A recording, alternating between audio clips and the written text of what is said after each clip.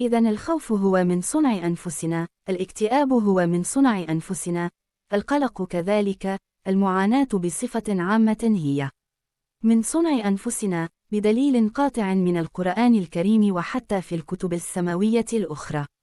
طبعا هناك الكثير ممن سيعارض هذه الفكرة، وطبعا كل واحد هو حر في الإيمان بها أو الاعتراض عنها، لكني أقول لك عزيزي القارئ، وأدعوك بكل حب أن تتدبر في الموضوع أكثر فأكثر.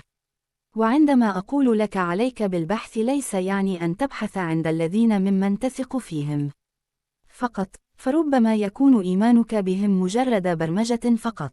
فعليك أن تسمع من عند كل الأطراف، ثم تستطيع بعدها أن تستفتي قلبك ولو أفتوك.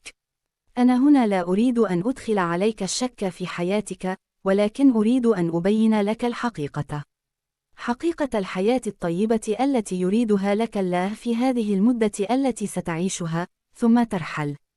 عليك بالتبين، عليك أن تكون ممن قيل فيهم: فبشر عبادي الذين يستمعون القول فيتبعون أحسنه أولئك الذين هداهم الله وأولئك هم أولو الألباب. الزمر آية 18. ولكن لن تستطيع أن تتبين إلا إذا بحثت وتحققت من الأمور، وهذا لا يأتي إلا بالسؤال، والسؤال أبدا لن يكفيك إلا إذا كانت هناك أجوبة، والأجوبة لن تكفيك إذا كانت نفسها دائما. لهذا عليك أن تبحث وأن تبحث، وطبعا العلم لا ينفذ أبدا. لهذا كانت أول كلمة في القرآن: اقرأ. انتظرونا في الأجزاء القادمة. بكل حب، بشير الجزائري.